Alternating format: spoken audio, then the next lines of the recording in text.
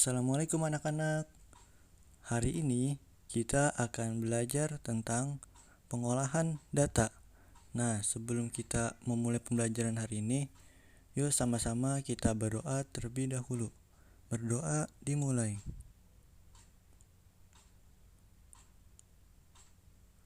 Berdoa selesai. Anak-anak, mari simak penjelasan berikut.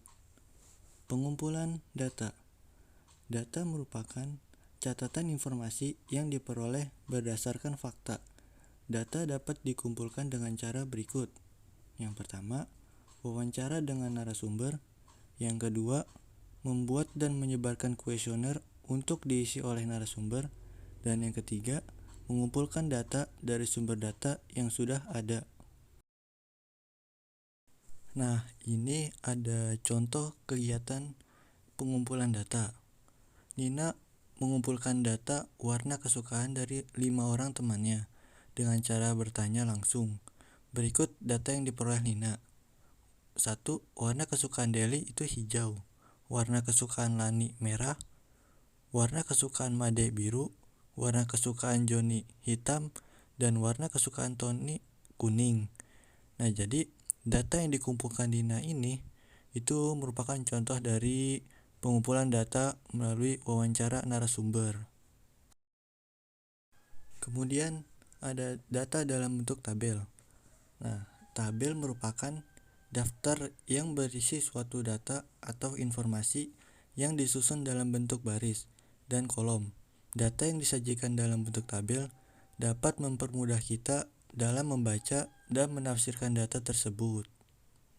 Jadi, data yang kita kumpulkan itu kita buat dalam bentuk tabel sehingga dapat mempermudah kita dalam membaca data tersebut.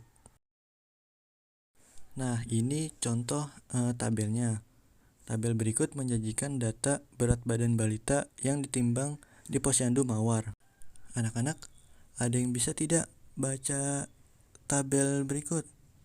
Bapak contohkan ya.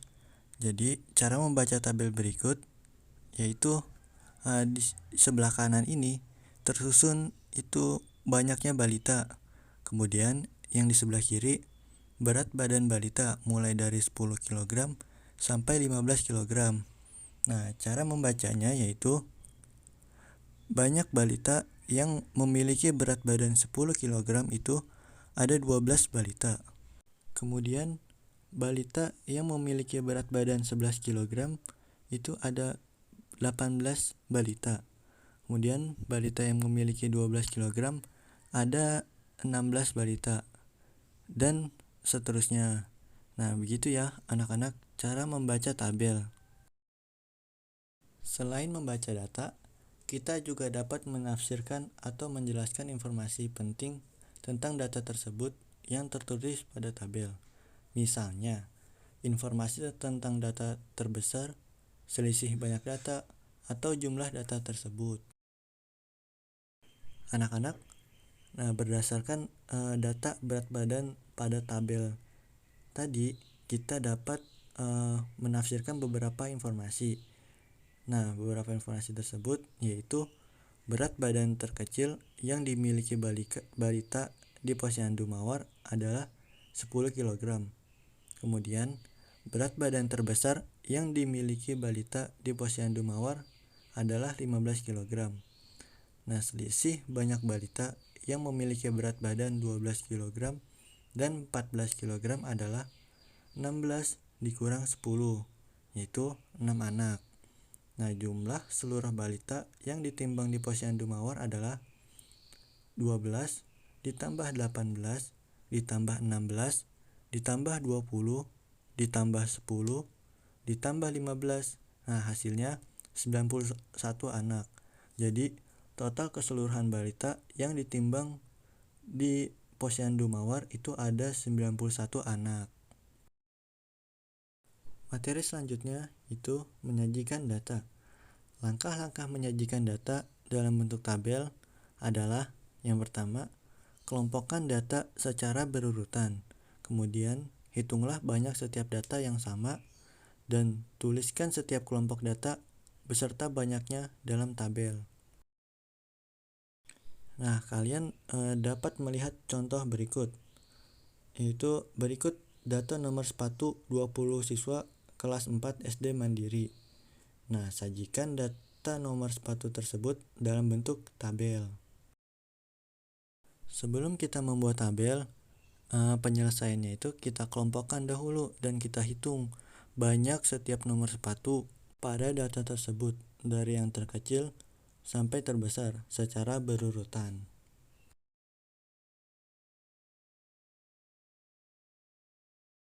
Setelah kita urutkan, kemudian kita buat dalam bentuk tabel. Nah, seperti tabel ini. Itu sebelah kiri ada nomor sepatu dan sebelah kanan ada banyak siswa. Nah, jadi di nomor sepatu 31 itu siswanya itu cuma satu. Kemudian di nomor 32 ada 2 dan seterusnya.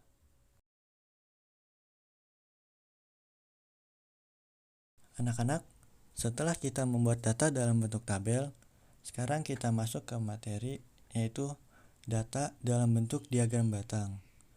Membaca dan menafsirkan data. Selain dalam bentuk tabel, data juga dapat disajikan dalam bentuk diagram batang. Pada diagram batang, banyak data diwakili oleh gambar persegi panjang. Nah, perhatikan cara membaca data dalam bentuk diagram batang berikut ini. Nah, ini ada contoh data hewan peliharaan siswa kelas 4 dalam bentuk diagram batang. Nah, cara membacanya yaitu banyak siswa yang memelihara kucing ada 12 orang. Kemudian, siswa yang memelihara kelinci ada 6 orang, yang memelihara burung ada 8 orang, yang memelihara ikan ada 5 orang, dan yang memelihara ayam ada 7 orang. Nah, jadi kita lihat terlebih dahulu dari sebelah kiri, yaitu dari kucing. Yang memelihara kucing itu jumlahnya berapa orang? Yang garis atas tuh yang angka itu jumlah siswanya, dan yang bawah itu hewannya gitu. Nah, selain kita tahu cara membaca data tersebut, kita juga dapat menjelaskan dan menafsirkan data dalam diagram batang ini. Nah, yaitu hewan yang paling banyak dipelihara siswa kelas 4 adalah kucing. Kenapa kucing paling banyak? Karena jumlah kucing yang dipelihara itu ada 12. Kemudian hewan yang paling sedikit dipelihara oleh siswa kelas 4 ini yaitu ikan dengan jumlah 5.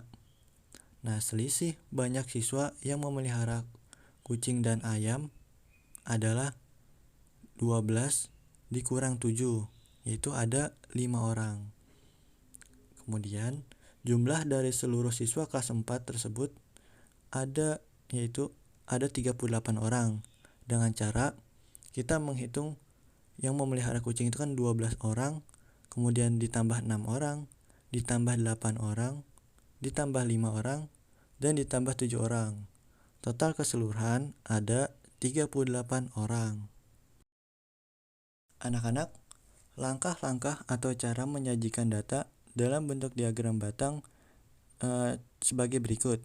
Kalian lihat ya. Yang pertama itu, buatlah 2 garis yang saling tegak lurus. Kemudian, tuliskan jenis data pada garis mendatar. Yang ketiga, tuliskan bilangan-bilangan untuk menyatakan banyak setiap jenis data pada garis tegak. Lalu, gambarlah batang dalam kurung persegi panjang di setiap jenis data dengan tinggi sesuai banyak data. Jadi, tadi kita kan sudah lihat tuh contoh diagram batang. Nah, ini langkah-langkah atau cara membuatnya. Kalian bisa membuat di rumah masing-masing. Anak-anak, data yang diberikan itu tidak selalu dalam bentuk tabel. Tapi, untuk mempermudah membuat diagram batang, kita perlu sajikan dalam bentuk tabel terlebih dahulu agar dapat mempermudah kita dalam membentuk atau mengurutkan data-data pada diagram batang. Nah, coba kalian lihat berikut ini. Berikut data nilai ulangan matematika siswa kelas 4. Nah, ini ada bentuk dalam tabel. Kemudian kita coba membuat diagram batangnya. Nah, ini diagram batang dari data tabel tersebut. Seperti yang kalian lihat, itu pada nilai 5 itu ada 3 siswa. Kemudian yang memiliki nilai 6 ada 5 siswa, yang memiliki nilai 7 ada 8 siswa, yang memiliki nilai 8 ada 6 siswa, yang memiliki nilai 9 ada 7 siswa, dan yang memiliki nilai 10 hanya ada 2 siswa. Anak-anak, sampai sini saja penjelasan tentang pengolahan data. Semoga kalian dapat memahami apa yang telah disampaikan. Semoga ilmu yang kalian dapatkan hari ini bermanfaat. Terima kasih yang sudah menonton. Saya tutup. Assalamualaikum warahmatullahi wabarakatuh.